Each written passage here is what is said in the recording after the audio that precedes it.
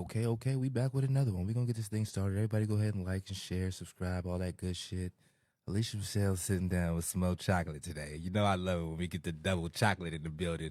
So we're gonna get this thing started real quick. Y'all like, share, subscribe, all that good shit, and we'll get right back. Legendary Dope Show, baby. Yeah.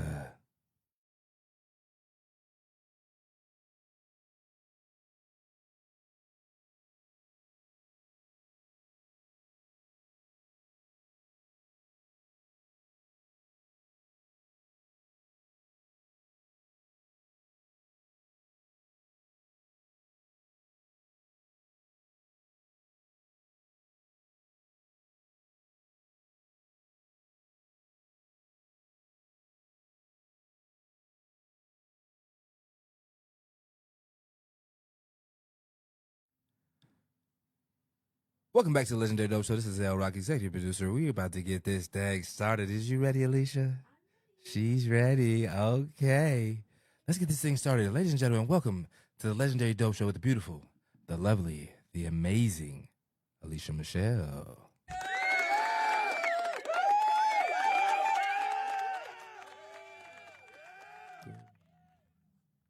Alrighty. Well, this is part two, and we have saved the best for last.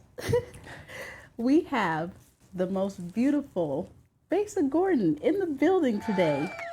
I am so excited that you're here, and it's like this is a full circle moment for me because, I mean, you know the story, and most of you guys know the story too, but I did Legendary AF back in February, and I was like, we got to get Converge there. We got to get Besa Gordon there. And with the help of all my friends from Facebook, they was tagging you and tagging and tagging. And then it was like a couple days had went by. And the next thing I know, I was in having a meeting with you and and you're a Legendary AF. And it was literally just like, I feel like the beginning of a beautiful relationship, friendship, because Besa is my friend, y'all. I'm like, Besa, that's my girl. So I'm just so happy that you are here. Thank you so much for taking time out of your very busy schedule to be on the Legendary Dope Show with me. And yeah, it's an absolute pleasure. Well, thank you for having me. We definitely got to thank my girl Maggie for that. Yes. I didn't. It's the craziest thing. I check my phone and I'm like, oh, Maggie tagged me in something. She never tags me in anything. And I looked through it and I was like, whoa. And it was the fact that I hadn't seen any of the tags, and I was like, oh my God, what is going on? I was like, oh, because I was actually in the car with and I saw all those tags. I was like, we gotta look into this. This is serious. The power of social media, and I'm just so thankful for everybody, and I'm thankful for you for being here. And I know you don't do a lot of interviews. I don't. You look stunning. First of all, 40-inch bust down, period, the girlies, period, all that. Shout out to Key Porter.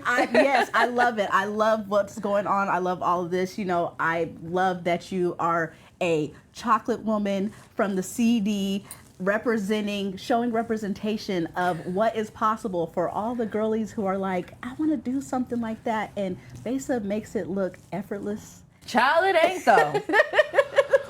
Good God. You do it with so much grace and just beautifully, okay? And so I just want to take this time to talk to the people, let them get to know you and your story, and really it hasn't been easy, but you've made it look amazing in your journey, and I just want to, share with the people that. So, to get started first, I want to talk about growing up. Little Besa. Oh. Okay. She was a character. Right. I feel like you have that personality that was meant for TV. So was it always like that for you? No. Growing up, I'm actually an only child. So I grew up very shy. I used to have a lot of anxieties, especially around my family, because I had a lot of boy cousins around me, and they were mean, child. So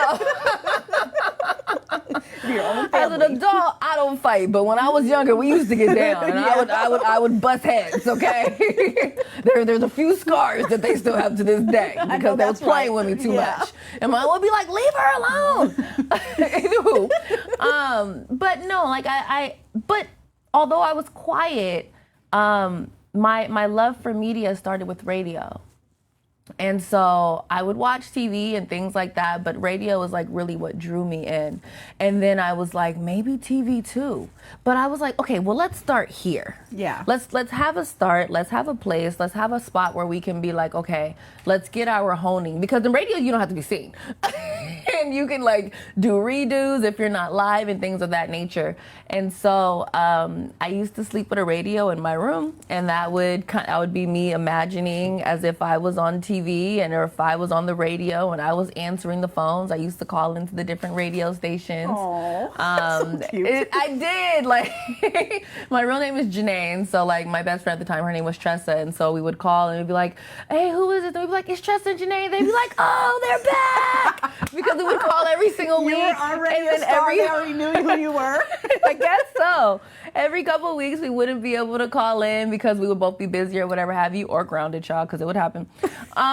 But they would be excited to hear from us again, so that way we can do our like song requests, whether it was Cube or 104.5, which was over in, I want to say like Mercer Island or something like that. And that's what really sparked my curiosity in media, because back then you had like Eddie Francis and you had Tiffany Warner, and they were on the radio, and I was like, well, you got these black people over here, so something is possible in media for me.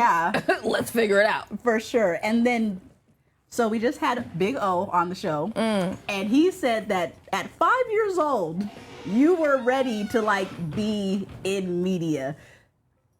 Yeah. How did you, what was your first step to like making that dream a reality?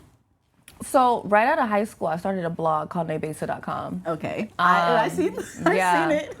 It's still around somewhere. I had like natural hair back then, and you know, I used to have natural hair YouTube videos and all the things, and so that was how I started right out of high school, because obviously I was too young before. I didn't know that iHeartMedia had street teams and things like that back then to where I could have gotten my start. But I knew no matter what, look, if you want to be in media, you got to get a start somewhere. Yeah. So started my blog, started interviewing different artists out here, going to different hosting gigs out here, not hosting myself, but covering the event, kind of like how I would now, but with a little point and shoot camera. It was my aunt's little silver point and shoot camera. You turn it on, the little camera, the little lens pops out, and it's about that big. But it did what I needed it to do. Period. And that's what matters. I learned how to edit. I learned how to blog. I went to school for web design, so I know how to build websites. If I actually feel like it, I don't. But if I need to, I can. And if you do mine's wrong, I'll know. But that's honestly how I got my start. I started my first blog, and you know, I started it because I recognized that there was a blog called NicoleBitchy.com. Yes. And yeah. And so my whole thought was, we're dope out here in the PNW too. We got parties, we got dope artists, we got dope restaurants, we got dope retail spots, black-owned businesses, and so much more, and just other things that are going on. Why is nobody else talking about this? I'm not saying that nobody else was talking about this. I just didn't see it. Yeah. So, at least not on the level that I wanted to see it. So no shame. Not saying you wasn't doing it, because you know people will be like, well, I was out there in 2000. Well, that's great. I didn't see it the way that I wanted it, so I decided to create my own. So let's just leave that there and move forward. Because people be trying, and I'd be like, that's cute. So that's why I started my blog, because I felt like there was an opening for it here. And so I ended up working with cspot.com, which ironically is Omari's big brother, Chikundi Salisbury, aka Kun Love. And so I started working for Kun when I was like 19 or 20. And I kept working with him until I was about 21, 22. Mm-hmm. I remember when he was like one of the Ciroc boys, and he was like, Nay, are you old enough to drink yet? And I was like, yes. He was like, all right, you can now come get a drink. So that's how I know I was still with him at about the age of 21, because that day was absolutely hilarious. But that's really how I got my start, by starting my blog and then finding a way to get immersed into the community, because I was trying to get into clubs. I was trying to get like my name out there, but I was like, okay, I need some extra backing, because nobody knows who I am. Yeah. I don't have any big brothers. I don't have any big sisters. I currently don't have any mentors. It's literally just me. Yeah. And so reaching out to Kun over at C Spot was my way to get my foot in the doors out here, because then I'd be like, hey, back then I went by Nebesa, and so I was like, I'm Nebesa, I work with Kun over at C Spot, and they were like, yo, if you work for Kun, cool, pull up. And so that was how I was able to get my footing out here. Okay. Yeah, Kun is iconic. Absolutely. Like, you can't talk about our region and our music scene and our party scene without talking about Kun. And he's been anywhere from up north and, you know, Snohomish and down here in Tacoma. So that's like, and C-Spot is like really legendary. So I think that is amazing. You were brave because you're like, I need to see what I can do, and I don't really got nobody, and I'm just gonna reach out and go for it. I sent him a DM on Twitter. Period. You guys better listen. You guys better utilize you guys' resources, okay? Because you never know where you're gonna end up. And you ended up at C-Spot. I ended up at C-Spot, and that was how I got my spot, my start. I got my foot in the door. Quiet as kept. I ended up getting into like a really crazy relationship. We might go into that on a different kind of podcast, because y'all, we ain't gonna talk about that today. We don't got time. We ain't got time for that today. But when I came back to Seattle, I reached back out to Kun to just kind of like get my heading back. And while I was still working with C-Spot, again, at this point I was probably like 23 or 24, I applied for a job over at iHeartMedia to be on the street team, nice. AKA a promotions assistant, because I wanted to be on Cube 93. Yes. And I was like, well, I ain't got no radio experience. I know about podcasting, so let me just get my foot in the door. Yeah. Because if I can get my foot in the door, this could be the genuine start of my media career.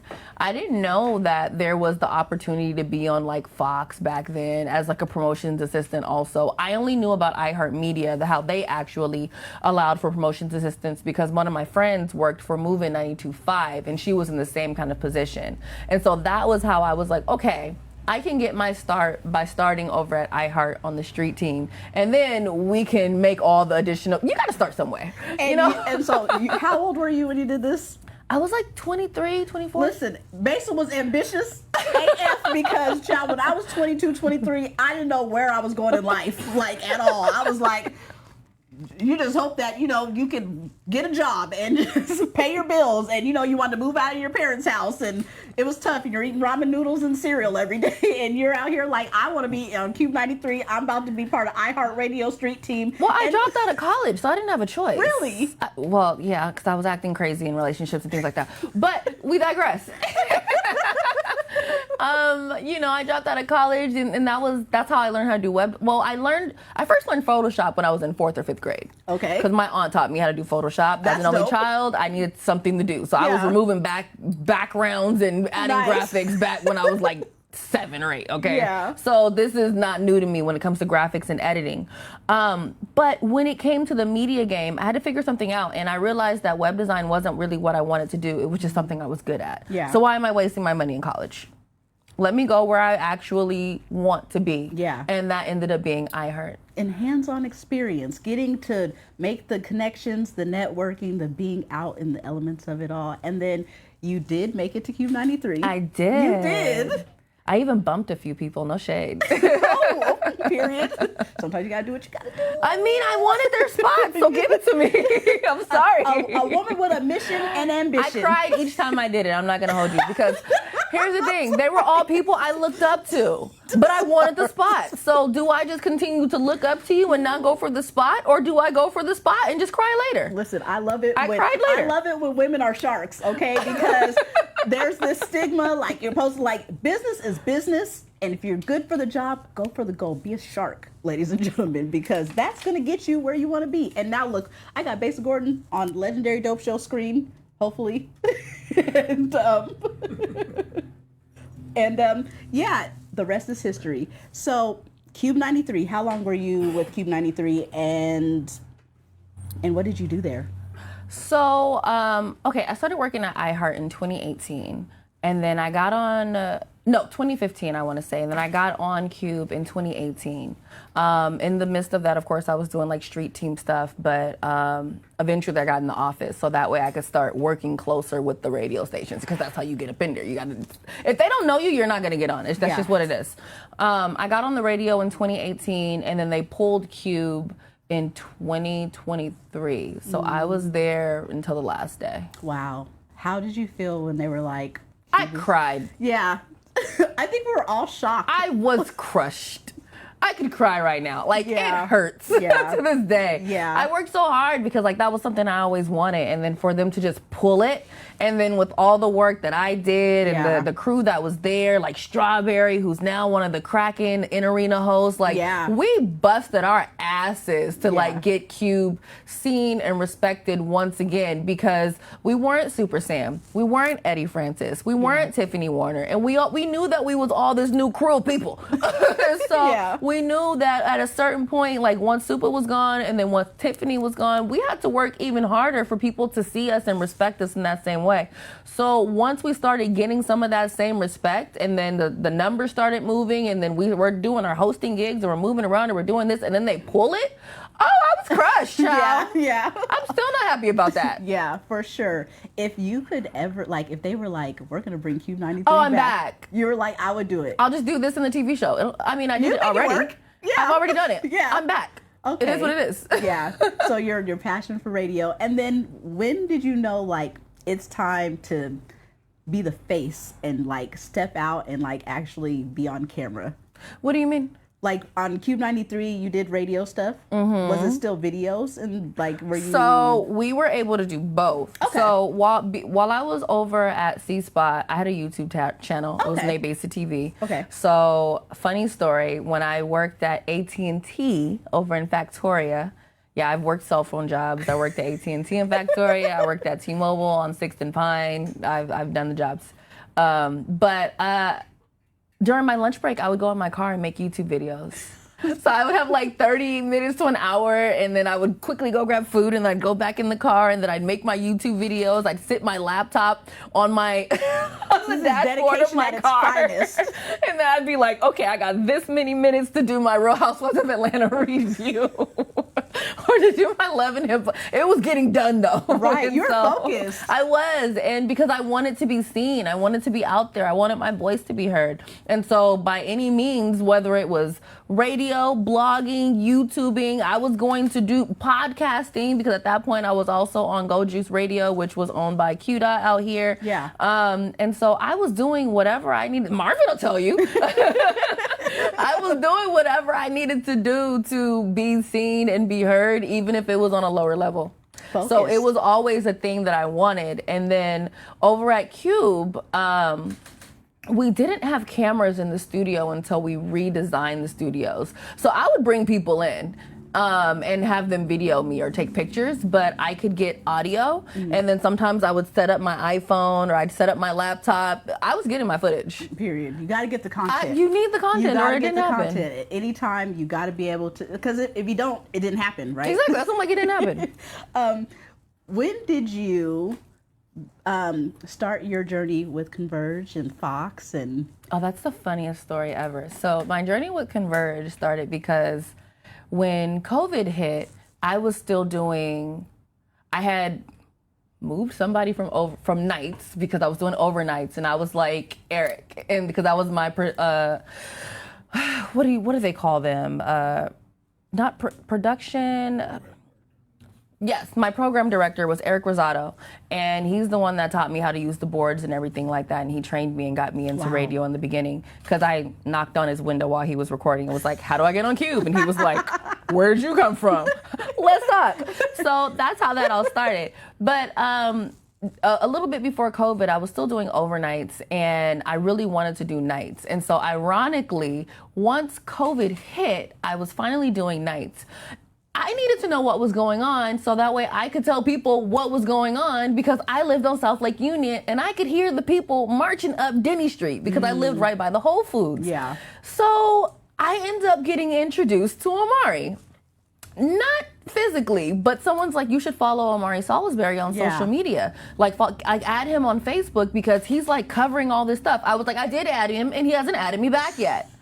Big and so, and this was a conversation on Twitter, and he was added in it.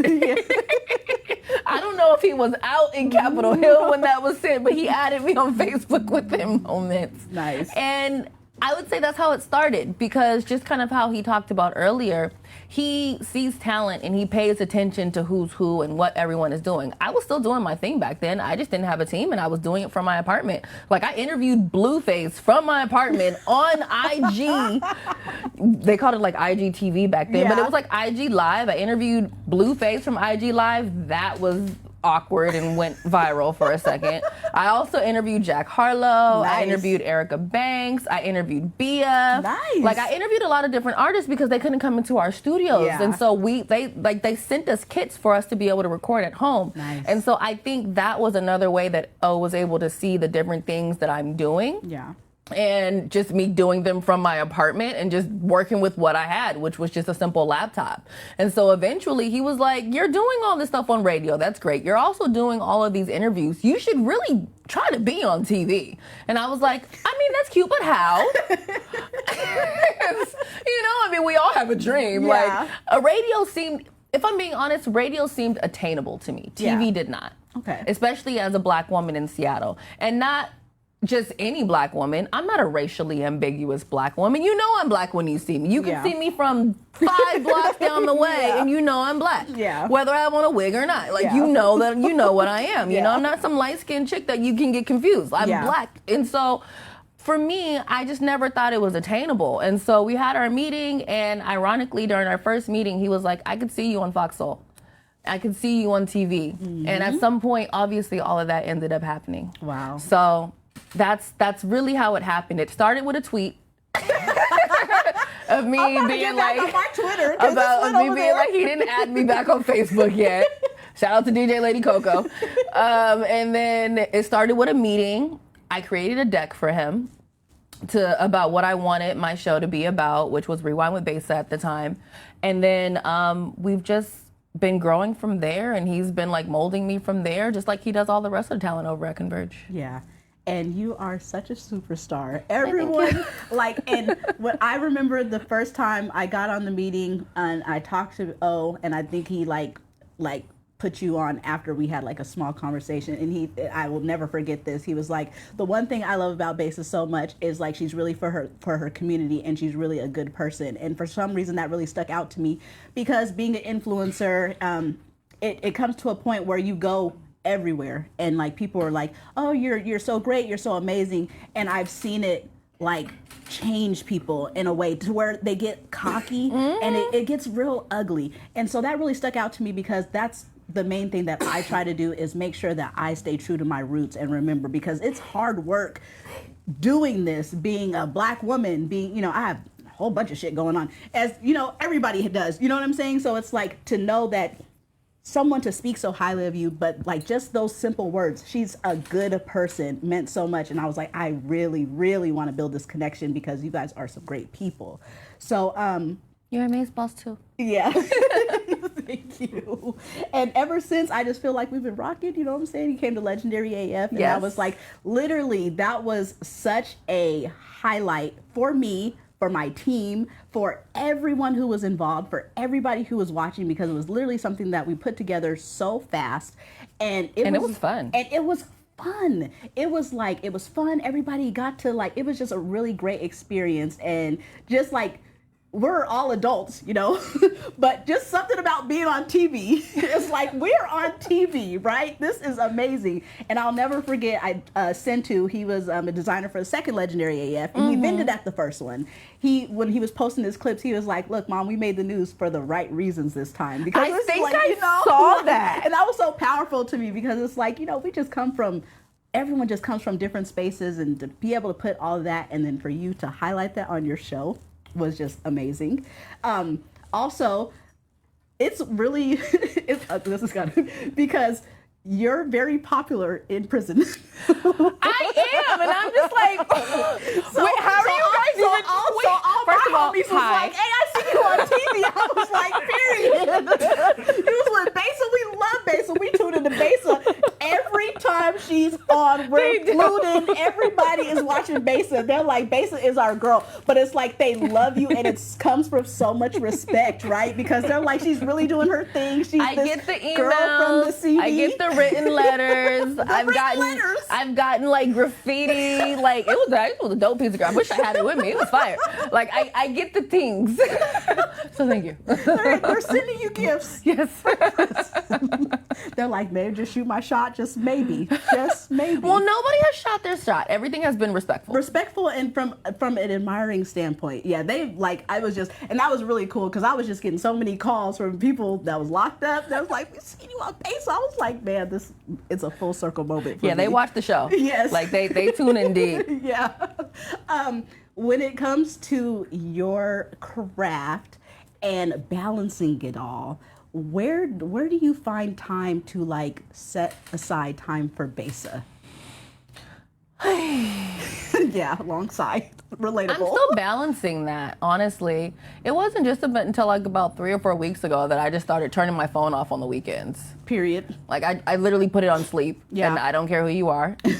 I will check it when I feel like it. Sometimes I won't touch my phone for a whole Saturday. Yeah. And I know that people be mad at me, but it's like at this point in my age and I need that time. Yeah. And I didn't realize how much I needed that time to just breathe and just be and not feel like I have to respond to emails and social media and text messages and just have people calling me being like, so what are you doing today? Nothing. Yeah, I want to do nothing. I want to do I want to sit, watch my wrestling and drink my wine. Leave me alone. Yeah. Like wrestling. yes. I was just about to ask, like, Yes. wait a minute, wrestling? Hold on. Midget wrestling? No. I watch WWE Raw But she talking on about Mondays. Booker T and them? Triple H and them? Booker T is on Tuesday. I watch WWE Raw on Mondays, and Triple H is now over it. There's no more Ed McMahon, but we could talk about that. I watch NXT. John Cena just retired, and yes, She's a real WWE fan. We have to go to a wrestling. I go to live wrestling events. I interview wrestlers. I was a ring announcer for Defy Wrestling. She's like, I love this shit. There's like this huge wrestler that's from Tacoma. His name is Swerve Strickland. I've interviewed him. I've interviewed just all these big names. The Big Show. Yes. I almost made him cry during the interview. It was so cute. He became this small, and I was like, oh my. He was just red cheeks and everything. And at the end of the interview, we're taking photos, and he goes, "Can I put my hand on your shoulder? I'll show you later." It's the cutest little thing. But yes, I love wrestling. She's made the Big Show not seem scary at all. She's He's like, he's so sweet. At least he was to me. I wouldn't want to get on his bad side. That is a fun fact I was not expecting. WWE fan is. So are you like WWE, are you like people's elbowing people? No.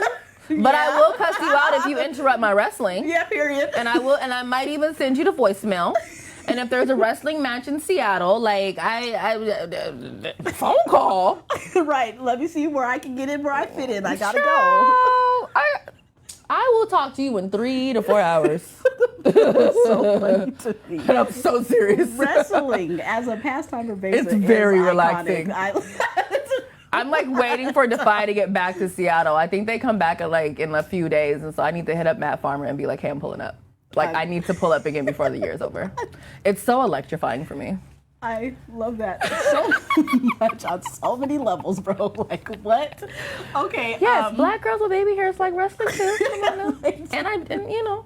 So many people are gonna be like, hell yeah, because we love wrestling. Like it's for real. It's been around for years. So, if you were ever to think, okay, media, I mean, I feel like you just painted this picture like you just knew that media was for you for the rest forever. Yeah. But if you were to do something differently, what would it be? Something else being myself. Valid. So when I worked at iHeart, we had these cards because I was on the street team, and a lot of people in sales and the radio host, they would be like, we don't know their names, like, because it was at that point the promotions department, the radio department, and the sales department were all separate. So if I were to come in and grab a box to go to like a promotions event, or if I had to bring like everything, like you wouldn't have to see me. I go in, I get my stuff, I'm out. Yeah. And so unless we're working an event together, you wouldn't know the person. And so they wanted for us to do a little sheet, and it had like your name, your favorite color, your favorite food, and what you want to be when you grow up. I can't speak on what everybody else put, but mine just said Besa. I want to be Besa Gordon. Yeah. That's what I want to be. I want to be paid to be myself. I want to enjoy doing what I want to do. And for me, that's being in media in this lifetime. I love that because you're so good at it. You have like the perfect like radio voice. Is that like, it's just something that it just was like natural? I don't know. It's just like, this is... Yeah, this is just how I talk. It's perfect for radio. It's perfect for media. If you meet other radio hosts, we all talk just the same. It's not like a... Except for Big O. He has something that he turns on and turns off because he used to do like smooth jazz or something, child. I don't even know how he does it. I'm not able to turn on a radio voice because when I first started doing radio, again, my program director, he was like, You're doing the radio voice and I don't like it. And I was like, what does that mean? He was like, you have like the yuck sound where it's like, oh, yeah. All right, now coming up next, we're doing this. And everyone's like, ooh, you might as well go do the news. Like, get out of here. And so, but with radio, they want for you to sound like yourself. Yeah. And that's why a lot of times people feel like there's a certain sound to radio people because our natural voice sounds like that. Yeah. And we're constantly having to amplify our natural voices. Like if I'm hosting something, I will sound a little bit different. But in a normal conversation, this is just me. It's just you. And I can contest to that because I've seen you in different, and this is always her. Always bubbly, always sweet, little sassy, little sweet, period. And so you do hostings. I have seen you in action. I've seen you do, you were hosting the Black Equity Ball. Yes. I think the last time I saw you That was smooth. That was so nice. I felt like a little Barbie doll that day. Yes, we were all dressed up and stuff. I was like, let me get my picture with Besa because it's my friend. And you look so good. Thank you. We were really... Oh, and Marvin was with us that day. Marvin's always here. Marvin gets the best shots of everyone. So Marvin started shooting for me when I was doing my media mixers. Nice. And so I'm like, I need someone to shoot. And of course, I called Marvin. Yeah, he's the guy to call. He's gonna get the best shots. Marvin gets the best shots of me too, in all my elements. In all my elements, you know, whether I'm in the club or whether I'm in a dress next to Besa Gordon, he gets the best shots of me. I love that. So, have you tried to do like anything else in media, like photography or like take photos? Yeah. No. But I have shot my own segment. Okay. And I haven't done it with like the Black Magic cameras and like the big Sonys and things like that. I'm not that comfortable and versed with them. Amari wants me to learn how to use it because he feels like it'll liberate me. They freak me out a bit, but I'm working on it. But the OGs always want us to learn. And I'm just like, there's so many buttons. No. Like I just feel like if I get the newest iPhone, I'll be fine. Yeah. But I've shot my own segments with my iPhone and edited my own segments with my iPhone. But I haven't gotten into photography. I feel like there's a certain eye that you have to have for photography. And there's a different eye that you have for videography. And I have an eye for videography. Like I can get every single shot that I need, all the moments that I need. But photography-wise, I struggle. Okay. But you got to know what you struggle with. Yeah, absolutely. She's a producer and an executive producer of the show.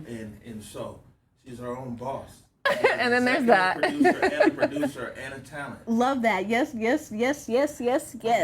Okay, we got beauty, brains, everything all together. And you're for the people. You do all these segments back to Besa where you highlight the businesses of our community. And like, whenever I talk to somebody about being on your show, whenever I watch a show and I'm tuned in, like when I get off work late, so I'm watching, I'm scrolling down and I watch the shows and on like Instagram and stuff. And it's almost so emotional because these people, they're like putting their heart and soul into their businesses and then they're like trying to find a way to get exposure for their businesses, and then you do that on Back to Basics so like just flawlessly, and it just means so much to people. So I really just want to applaud you for that. O kind of told us 700. 700. It be feeling like it sometimes, child. 700. Okay, so I can only imagine. I'm a very busy person on my own, but I'm like, I know Besa is busy as hell because I be watching the B-reels and the behind the scenes, and you're like, okay, I'm at Fox right now, and now I'm out here and I'm going to these businesses, and here I am, I'm making a TikTok, you know, we're laughing about my dating life, and you do it all. What dating life? Well, we're gonna get to that for sure because Child. people need to know. But I want to know, like, what is a day, like a work day for Besa? What does that entail? Like, what time do you have to wake up? I feel like you probably wake up at like 4:30 a.m. I wake up at like 9 a.m. sometimes Really? 12. I wake up when I want to. Okay, so media could be for me because I could do that. I think that it depends on your team. Yeah. You know, like O said earlier, like, yeah, it took me a while to get here, but I didn't do this alone. I could not do 700 segments if I had to be at every single segment. Right. A majority of these segments I don't have to be at. Okay. I can if I'm able to be there, but sometimes there's 3 shoots in a day. Yeah. And sometimes 2 are happening at the exact same time. So I'm able to send a producer that I trust, whether it's O, whether it's Paul Sanders, whether it's Francisco Lopez. I'm able to, or Matthew Bermudez, like I'm able to send them out there and then they create a beautiful segment. Nice. And I don't have to be there because I might be hosting an event that particular day. And so then it's like, okay, I need to focus on getting hair, makeup, nails, finding an outfit because I'm so last minute with my outfits. And so usually day of, I'm like running to them. Like there's just like many different things that I have to do on certain days, especially like on weekdays. So on weekends. So I'm not always able to be there. So if I can, I don't really like getting up before 9 a.m. because I don't go to bed until 3. Yeah. I go to bed at like 3 or 4 in the morning if I'm being honest. So like my schedule is actually kind of flipped from everybody. Yeah. I'm very, very creative after 12 a.m. And then like I'm doing editing, I'm like planning things out, I'm like doing brain dumps because I get manic at times and I have to like scribble out my ideas and then I think about it again in the morning. So, you know, when people are like, what time do you wake up? I couldn't envision a life where I had to wake up. That's why I couldn't do morning news show. I couldn't envision a life where I have to be up at 2:30 in the morning because I can't even typically sleep until 2:30 in the morning. Makes sense. Makes perfect But sense. if I have a shoot at 7 a.m., trust and believe I'll be there. I'm there on Fox 13 Seattle every single morning, every single Thursday on Good Day Seattle. I'm there at 8:10 a.m., but I have to be there by 7:45, which means I get there between 7:20 and 7:25, which means I have to be up at 6 a.m. Listen, or 5:30. that explains all of it right there. So Listen, if Besa, I have stay to get busy. up, I will get up. And But if I don't, I will sleep in a little bit. Punctuality matters, people. Yes. Professionalism definitely matters. I feel like that sets the bar above the rest because people will not be ready to make those sacrifices, and you do it and you make it just look so beautiful and flawless. You look amazing today. Oh, thank you. When it comes to your style and being on the news, how do you navigate? I know you shared last minute with the styling, but like you always look so good. Oh, thank you. And I feel like it's a beautiful representation. It's ideal for our young girls to see your style and be like, I like Besa. I want to dress like Besa because style out here can be a little crazy. So what is like, do you have like a team that helps, or do you kind of just like, this is me, this is what I do, this is how I'm just. Well, a big part of the way that I dress now is it contributes to my stylist from season 1 and season 2 of Back to Besa, which was Akia Rane, and she made me put on big girl clothes. Yeah. Because I was just wearing t-shirts, sneakers, and like just chilling. I was like, yeah, I'm the runaway girl. I'm comfortable. I look cute. Yeah. And so she started making me wear like big girl clothes and like putting on nice fabrics. And so now for a day like today, I'm able to run to the mall, pick out a dress like this. And normally I would have never done that. And so I would say everyone that is a part of my team or has been a part of my team has influenced me in some way in terms of how I want to dress. They stretch me in ways to try different styles that I wouldn't typically try just because I'm not used to it. And I'm just used to being comfortable. Like if I can wear the same sweatsuit every single day of the week, I will do that because I want to be comfortable. Yeah. And because typically I'm on the computer editing, I'm working on something, I'm researching something, I'm working on a blog, just whatever have you. I'm recording audio. Like I don't want to be cute and have makeup on. And then I have my eczema on the other side. I don't have time for that. Yeah. So they stretch me and they make me try new things. My hairstylist, Key Porter, she came to my house to install this the other day. I said, girl, how long is that? 40 inches, bitch. Sorry. She was like, it's 40 inches. I said, how do I sit? How do I use the bathroom? I'm over here lifting it up. Oh, my girl, Well, wait. you don't think about it when it's 40 inches. You just do it. It looks good. 40-inch bust down. You know, they stretch me. Or Tame, she puts me in like pink, she'll put me in like pink eyeshadow or blush or like a darker colored lip. Like everybody knows I really like to have clear lip gloss and a lip liner. Like that's just what I do. And so they all stretch me. And I think the one that stretched me the most was Akia, because she would be like, put this on. I'd be like, I don't like it. Put it on. I don't like it. Just try it on. And I'd be like, okay, I like it. And so that was when I realized, obviously, you don't know everything about fashion. Just put it on if they say put it on. And so it's, again, anyone that works for me currently or worked with me previously, like the team stretches me in ways, but in the best way possible. I love that. I mean, having a strong team is absolutely like, you need that to be able to flourish, and because you cannot do everything on your own. No. And having a solid team is everything. We were talking with Big O earlier, and he is very well traveled, and he says that you have been to a lot of places as well. Where have you been on your travels and like doing media? So the furthest I've been is Tanzania in Amsterdam, as he mentioned. The closest within the states, let's see, obviously throughout Washington, so Spokane. I think Spokane might be like the biggest spot that I've gone through Washington without our normal spots of like Vashon Island, Bellingham and things like that.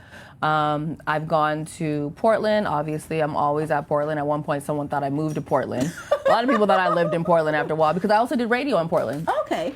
I've gone to Sacramento, Boise, Chicago. Any place that was your favorite? I've gone to LA.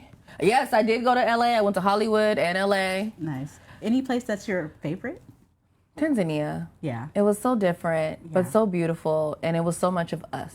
Yeah. And I was so just welcomed, even by people like with having being a part of your team. Like you obviously, I got picked up from the airport and somebody had a sign that said Besa Gordon on Period. it. Like I didn't go anywhere without someone taking me somewhere. Yeah. But even when I would be able to just kind of like move around and just kind of be. Oh, it was so beautiful, and it was so. I cried with her. They was like, okay, you have to leave today. Like, there's literally a video of me. I never put it out, but I'm literally crying. You're like, I don't want to go. I didn't want to come back. Like, I didn't want to come back. The food was so good. The air was so fresh. My skin actually thrived there. Yeah. And then, I woke up every single day to the water and fresh food and just great people, good vibes, and just people with this energy of like, we got to go. We got to do it. We got to move. We got to move. Like he's not kidding when he says the power rolls. I don't know. That would scare me. Like you just be minding your business, editing something, all of a sudden it goes, churro. Oh. So saving your stuff it was imperative. Please save. And so And praying that you saved it. that's definitely an experience that I'll never forget, and I can't wait to like experience it again. But I would say that was like my biggest. That's like the most Black people that I've ever been around in my life. Yeah. Because I've never been to Atlanta or like Texas or DC or anything like that. Really? I've just never gone. So Man. I don't know anything really other than PNW California kind of vibes. Okay. Oh, I've also gone to Vegas. Yeah, Vegas is fun. You definitely got to go to the East Coast. Go to DC. You will love it. I want to, They will love you out there. but closer to the summertime. Yeah, it gets pretty cold out there. That's true. It's cold enough here. Yeah, I don't want to go somewhere else that's cold. It gets real cold. any like tropical vacation getaways? Like if you could just go somewhere just to We relax. did go to Belize. You went to I went Belize. to Belize. So I would say Tanzania and Belize would be my two favorites because Belize just sounds beautiful. I keep talking. You went to Belize? I did. You know why? Because it was like there's just so much that has happened over these last 3 to 4 years. Yeah. Like It moves the fast. thing is, it's like I think that sometimes people do things and they dwell in those moments for too long. It doesn't mean that you have to forget them. But you gotta keep moving. Like you Yeah. can't just sit there and just continuously daydream about them all day long. Like you have to keep going. And so, you know, every once in a while I do forget Belize, but I spent Thanksgiving in Belize. Wow. And it was 16 of us from Converge that went to Belize. How fun. How fun. And I have to contribute that to O because he was like, no, I want my team to come. I'm not going by myself. I love that. Like you guys move as a unit, strong as a unit. With the hostings, like I said, I seen you at the Black Equity Ball. If you could, a dream hosting where somebody was to call O and be like, I need her right now. Whatever it takes to get her here, we're going to do it. What would the hosting gig be? That's a big question. Because I definitely did the All-Star Awards already, or the All-Star, the MLB All-Stars. Yeah. And that was huge. Yeah. I don't know, honestly. Okay. I think that's a good question, and I want to think about that more because I'm really good at manifesting things, Yes. and that means that it will happen. Me too. Look. You know, I'm not saying that I wouldn't do something like the BET Awards or something like that, although we're not sure if that's coming back anytime soon. Okay. At least that's what I heard. Or the Hip Hop Awards and things like that. But I would love to host a really dope festival, like something at Essence Festival. Yeah. But I don't want to host one of like the concerts. I don't like hosting concerts. People are always late getting on stage, then I got stall. I don't like doing that. Yeah. I want to host the conversations. Yeah. You know, those sit down moments where like you see Angela Rye talking to like a Michelle Yeah, Obama or something yeah. like that, you know, or a Keke Palmer. Like Yeah. that's the kind of stuff I like to do. Yeah. So I would do something like that. When it comes to going out, are you like, I don't see you as like a club person. Not really a club girly. I'm not because I get lit. Like when I party, I party. I know that's right. So it's best for me just to stay home. Yeah. It's probably best for me to stay home a lot of the time, but I don't. That's the difference. You gotta know when to stay home. You're And sign so in the background. that's why y'all don't see me out. You gotta know when to stay home. Malachi's over there triggered, like, oh yeah, and so So yeah, no, I don't club. he's like, no, I don't do that. I get too fun. Yeah. I go to lounges. I might do like a hookah spot. I'll go to like nice restaurants that have like good music, but I don't do clubs. Yeah, I feel that. It's valid. And so the difference between like working at Cube and iHeartRadio and then kind of transitioning now to where you're on Fox and Converge and you're doing your own thing with your shows. And there's this like, this new pressure, I would say. I mean, I don't know if it's really pressure, but there's this new thing now where it's like, we're kind of put in this position where we have to engage with the social media aspect of everything. It's almost like the shows and stuff and like the podcasting is just not good enough. You're going to need to be making reels. You need to make TikToks. You got to like, you know, make this content to where people are kind of like getting a glimpse into your personal life. Everybody's nosy. Yeah. How has that been adjusting to that? I love your content, by the way. It really hasn't been an adjustment for me because during COVID, we had to do that. Okay. So before COVID in radio, we could just go to like a concert or a sporting event or any type of big event that had like 10,000+ people there. Once COVID happened, you couldn't leave the house. And so our program director was like, I don't know what you're gonna do, but figure out a way to go viral. Yeah. Bye. Like that was the whole meeting. Figure it out. Pressure. And we were like, all right. And so that was how I ended up getting into Reels. And that was another thing that O was able to see. Like aside from the interviews I was doing, he somehow found my TikTok and like and eventually, because around that time I started posting them on my Instagram too. And I was just doing these funny reels because I had nothing else to do. But at that time, I would be up until 4 or 5 in the morning and I would make like 5 to 6 reels a day. Yeah. It was crazy, but I would do it. And with doing that, it just kind of like created like this, like a consistency of me in doing it. I definitely don't have that same consistency right now, if I'm being honest. I want to get back to it. But 5 to 7 reels a day is crazy. That's a lot.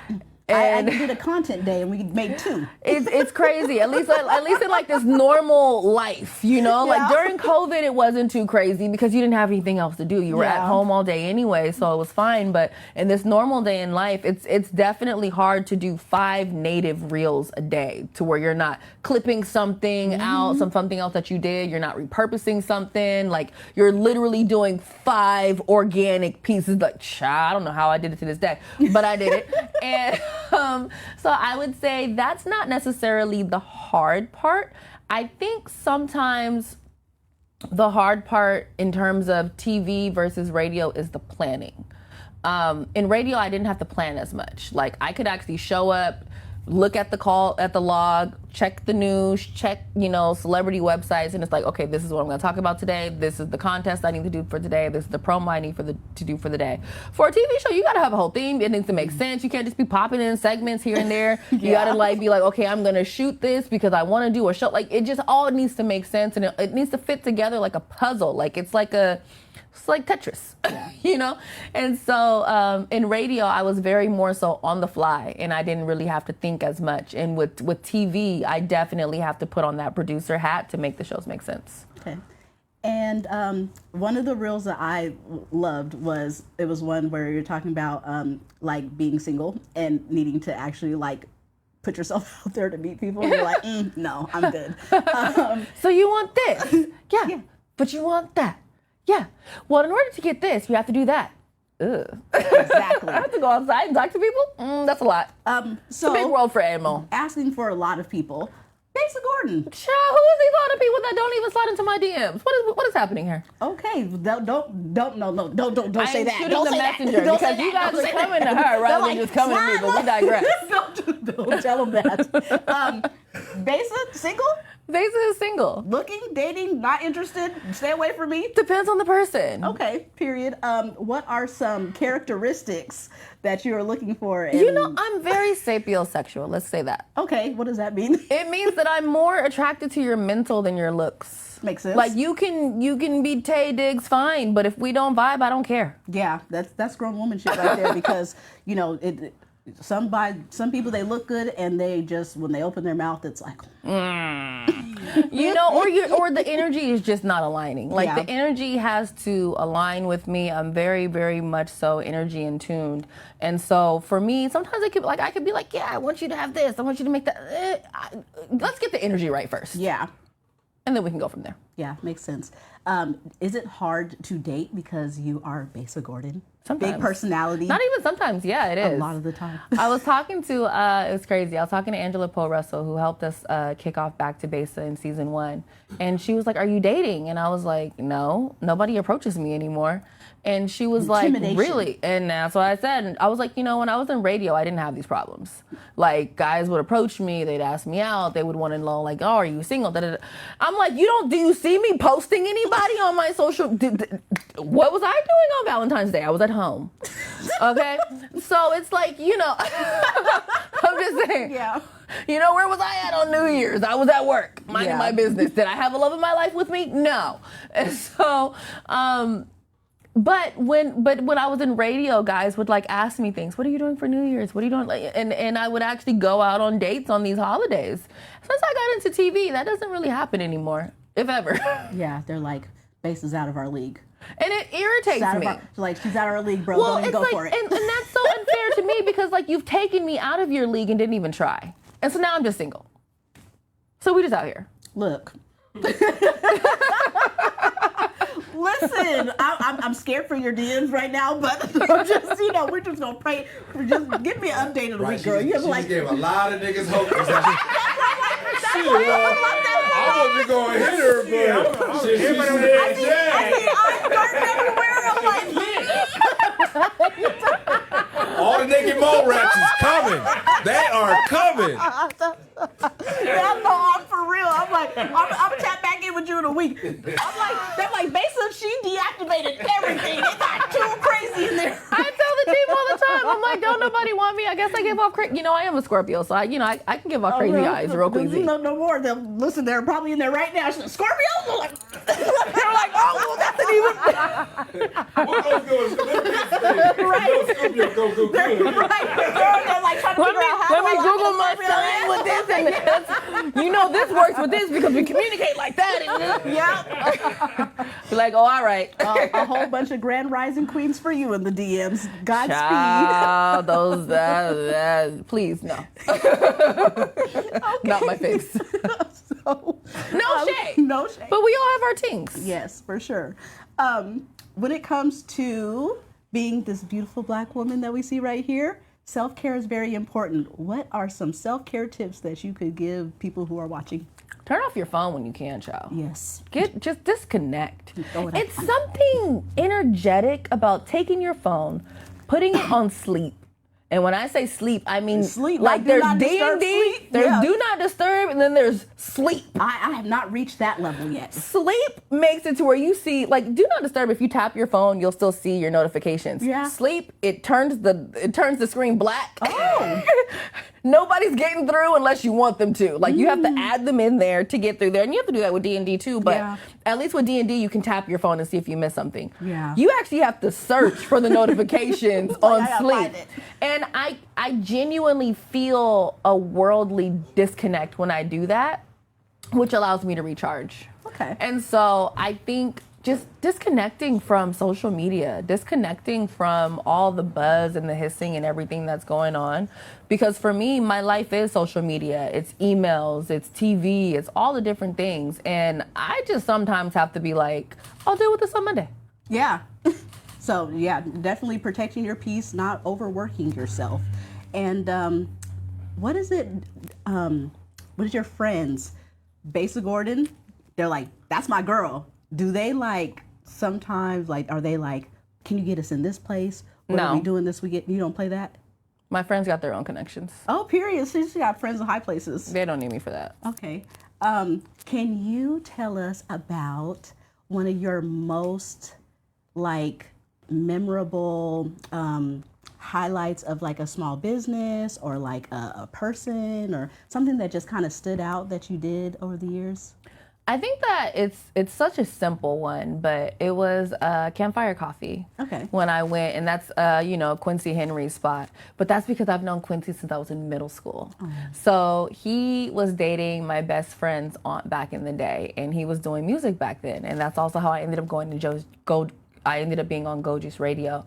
And so when he started his coffee shop and I went there to talk to him about his journey, he was proud of me, but I was proud of him. So it was just like a big, Marvin was there. Marvin was there. I shot you was always there. He was there. And it was just a really big, proud moment for both of us. And it felt good to know that I can highlight my people that I've known for all of these years. It was kind of like full circle because he saw little Besa. Like, you guys know me as Besa. My real name is Janae. He knows Janae. And so being that he knew me in 7th grade, we're, like about 4 or 5 years apart. So he was probably in like, I don't know, somewhere like around college around then. So he might be a little older than that, but we digress. Yeah. But he knew that I always had a dream to like be in media and like doing the radio because like he had a studio in his apartment. And so me and my friend, she thought it was cool. And I was like, well, what does this do? What does that do? Yeah. What's that button? Like I was just so curious back then. So for us to have that full circle moment of me coming there, putting him on my TV show and highlighting his business that he's doing with his wife, and to now see that they have a second location and they're in all of these different stores, it was just beautiful for me, and it was full circle. I think every single story that we tell on Back to Besa means something to me, but it also means something else to me when I get to go to spots like Campfire Coffee, or when I went to Little Red's Takeout and Catering. That's my blood cousin. We have the same grandmother. So, hey, Roscoe. And to be able to tell his story, someone who I know used to drive down the street in a big white Suburban, bumping, just boom, boom, boom. The food was in the back, but it was boom, boom, boom. Hopefully it doesn't spill over, but... And you know, and going to his house each summer for his summer barbecues, because he does like private summer barbecues where you get to try like those new foods and things that he's trying out.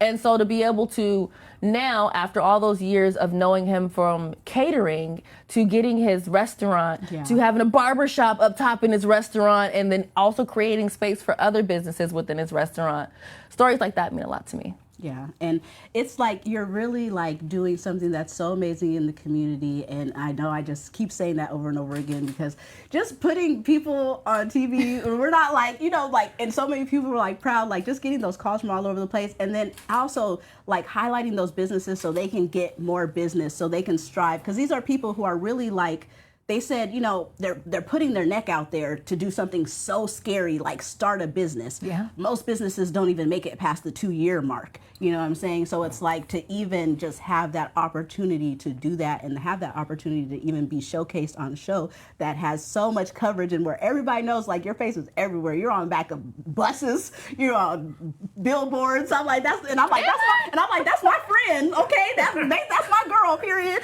Well, next time you see this billboard, take a photo. I want to see it too. But we're working on it. But you be all over the place. You never had a billboard ever? I don't think so. I feel like you have. If I did, it was with like Cube.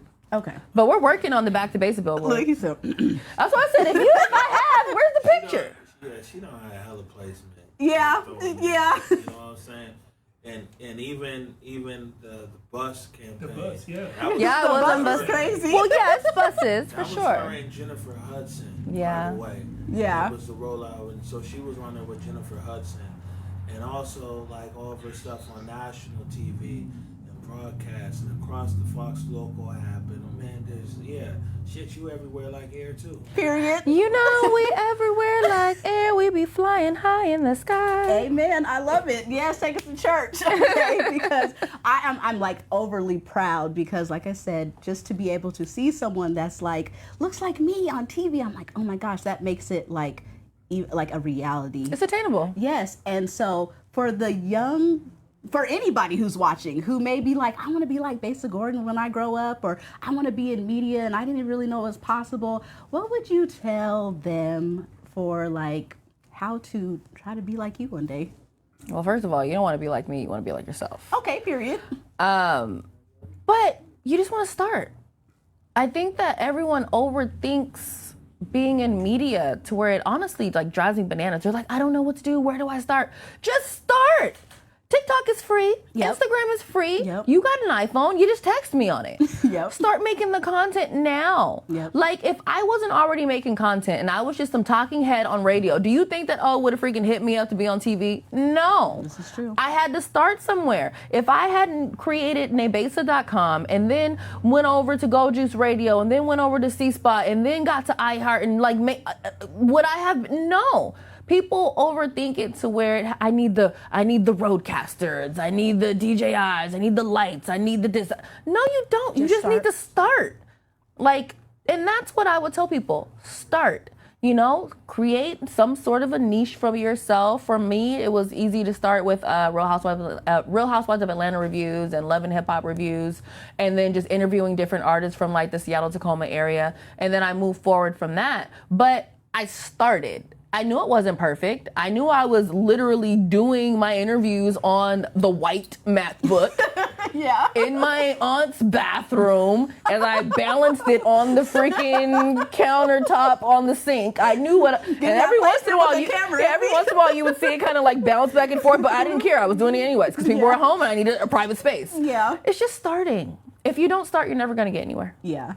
That's for real. And I feel like people are just so in their head about stuff all the time. And they're just like, oh, well, I look at this person that I want to be like, and it's not nothing like that, but you got to get started. They don't understand the journey of that person. And I think that's the biggest problem. People will see where somebody is right now and things that they've done right now. And, you know, it's like me. There's so many different things and different places that I'm at. I sometimes forget, not because I take it for granted, but because we're moving so quickly at this pace. Yeah.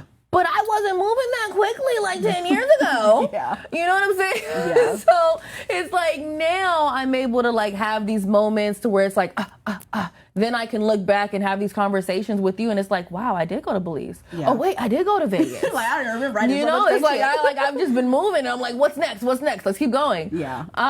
And so I think that people see where you are now, and they don't question the journey of how you got there. And my journey started with a blog that I built myself and created all the graphics for when I was 18. I love that, period, because you got to shoot for the stars. You got to Yeah. believe in yourself even when other people don't, and it'll all come together. Period.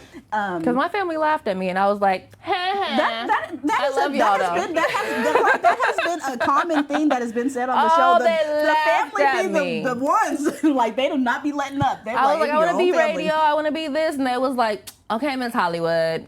And now I'm like, well, Yeah. You're like, that didn't age well. I love them now, Yeah. and we all love each other. But every once in a while, I'll be like, child, you tried it back in the day. Yeah. I was just a 9-year-old with a dream. Right? And you didn't stop pursuing it. I mean, you're very dedicated. Like, even at a young age, I'm like, I was just not thinking of doing it. I didn't know what the fuck I wanted to do when I was in my 20s. I was just rolling by, like, I just need to pay rent and go to work.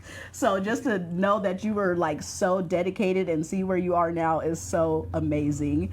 And I love that you find different ways to help your community and like reinvent yourself. I know that you're on Fox. I know that you do like, and now you have a new segment. Is it Almost the Weekend? So it's a completely different show. Okay. Completely different show than, Yeah, they are not integrated at all. okay.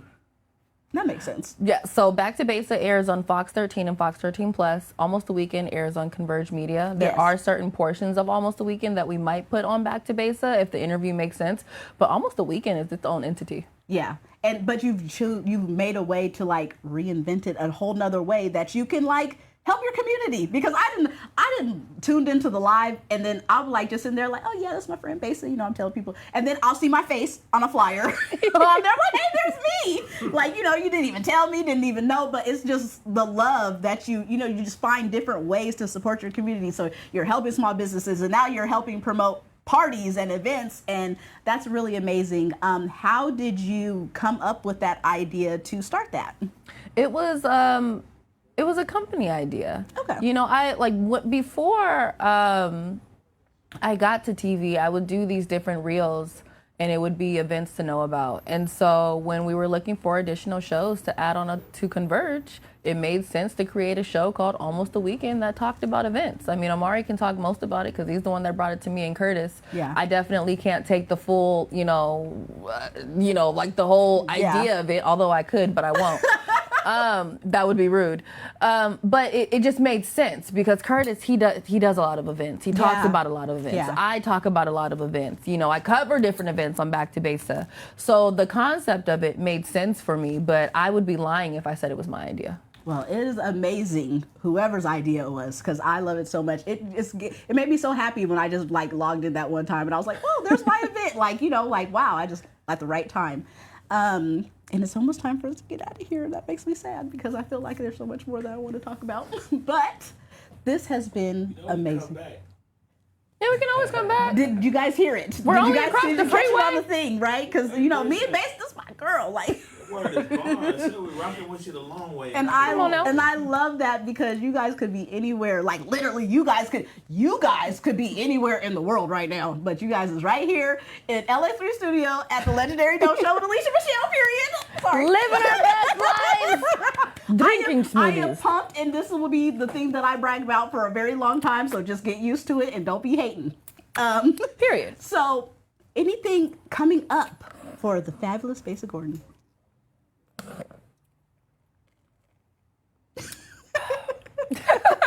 Shout out to Garden Gourmet. These are fire, by the way. I would say the biggest thing that's coming up, because right now Back to Besa, you know, we all gotta take our breaks. Right now it's holiday season, so new season, we are in our third season, Period. but more of season 3 coming in January. New segments, new people that will be featured, new stories that will be told, new community events, just new, fresh Black joy just across the Pacific Northwest. I plan on traveling more this new season because what we've really noticed is that, and this is no shade to these other cities, but child, we covered these black businesses and these black foundations and these black corporations and things of that nature better than the people that are there. You know, like their own news sometimes don't show up and we do. You know, it's like, where's the news? We invited them, but we're there all the way from Seattle. And so it's more of that and finding those stories that we might not have known were there, because those are what I'm noticing are like the biggest gems. Like those are the ones that we didn't even expect, where we're just like crying in the car on the way home. Oh. Happy tears though. Yeah, happy tears. Is there a moment where you were like, I really did everything that I meant, like I dreamed about? Like what Hell was that? no. No, still not yet. Reach for the stars. Look, you can't. I haven't won my own enemy with my name on it yet, so no. Okay, but we gonna manifest it. It's gonna We're happen. gonna manifest that. I want to manifest the Grammy. I don't even sing, but they admit poetry nowadays, Yeah. so I'm gonna still get that. Okay. There's so many things I want to do, and you know, it's hard to be like I've done everything, because I feel like once you get to that point of being like you've done everything, then you get lazy and you get complacent. So I honestly don't really ever want to feel like I've done everything. I always want to feel like there's something more to do. I don't mind feeling content in a career that I'm in, but I never want to feel like I've done everything. Absolutely, that's valid. Can you tell the camera right there, where can... Left or right, To child? the right. This one. To the right. Okay. Where they can see you, what you got going on, where they can follow you on social medias. I want to just point this out. We talked about Besa being single, and no lie, behind the scenes, 5 niggas walked in here. Hey, oh God. Oh, hey, niggas I never even seen before. I was like, who the fuck is these niggas?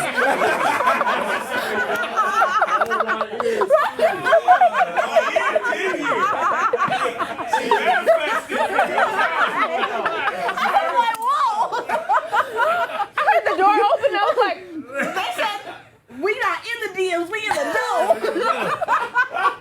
Okay. All right, sorry, okay. well, hello to everyone that is the future in my DMs. I'm Besa Gordon, in case you guys didn't know. You can definitely catch me on Back to Besa every Saturday at 10:30 p.m. on Fox 13 Seattle. You can catch it on Sundays at 10 a.m. and 8 p.m. on Fox 13 Plus. If you don't have Fox 13 Seattle, it's fine, child. Just watch it on the Fox Local app. It's free to download on your smart TV or smartphone. And then you can also find me anywhere on social media at Besa Gordon. That is BesaGordon. And then Almost the Weekend comes on Thursdays on Converge Media at 9 p.m. A true professional. Man, true professional like a mouse. I'm like, hey, am I on the radio right now? Professional. Okay. I want to thank you so much, because I manifested this moment and it is full circle for me. You are literally, I want to be like Besa Gordon when I grow up. So no, you don't. You want to be yourself. I want to be myself, but you inspire me to just reach for the stars. And you want to do the dope things. Yes, and that is great. But yes. you never want to be anyone else. And don't ever forget that shit. Absolutely. Like, you can be like, I want to be in the same room as Oprah. Yep. I want to be in the same, but you don't want to be them. Absolutely. You want to be your own entity, Definitely but within don't that wanna be same Oprah. room. You want Oprah's money, but you definitely want to be You want the Oprah. things, but you want to be them. You want to be yourself. Absolutely, but you have like star quality whenever, like, I'm just so proud of you. Like, even before you. I even met you, I was like, I am just so proud of this girl who has like just built this empire, you know, and like really just done some amazing things for the community. People just love you and adore you. You have a solid team around you, and I am just so thankful that you guys took the time. You guys could have been anywhere in the fucking world right now, and you guys are right here with us. So thank you so much. I want to thank my executive producer, El Rock. You are doing an amazing job. El, we started off in my apartment in Milton. Yeah, we did. On the couch, and we got Yeah, we Besa did, Gordon on the and couch, the you remember? CEO of Converge. It's wild. Yeah, so it's like, you know, this is amazing. So I want to thank you, because you have really been shooting with me in the gym. Come on, baby. Through it all, okay? And so also I want to say, El Rock has been doing one hell of a legendary run on the internet, okay? Every morning I wake up, and I'm going to say this on every show until he stops. He has posted a visual and a rap every morning for over 50 days. They took away Diddy. I can't stop. I won't stop. Come on, man. I'm fine. Okay. I a different visual, a different fit. The foot is on the neck. Like I said, L Rock is just a preacher of rap sermons, and I'm just here for it every day. I'm so proud of you. You make me so proud to be a part of LX3. And where can the people find you? You can find me on everything at Long Live L Rock or at L Rock Was Here or at LX3Empire.com. Period. And he talking about radio voice. He's got the right. Listen, we've been doing this for a minute. It has definitely turned into something beautiful, and we're like professionals too now. Check us out. Damn near shit. I want to thank everybody for tuning in. This is the Legendary Dope Show. This is so special. Thank you again, Besa, for coming. Thanks for having us. If you guys are interested in seeing this at a later date, all you have to do is type in Legendary Dope Show, and then my face pops up like this. And then you can click on the links, and you can listen to it on any streaming platform that you listen to podcasts on. It's also going to be on YouTube. And this has been iconic and legendary in all its right. I want to thank everybody for tuning in. And remember, there are two things that never go out of style: being legendary and being dope. You guys have a good one.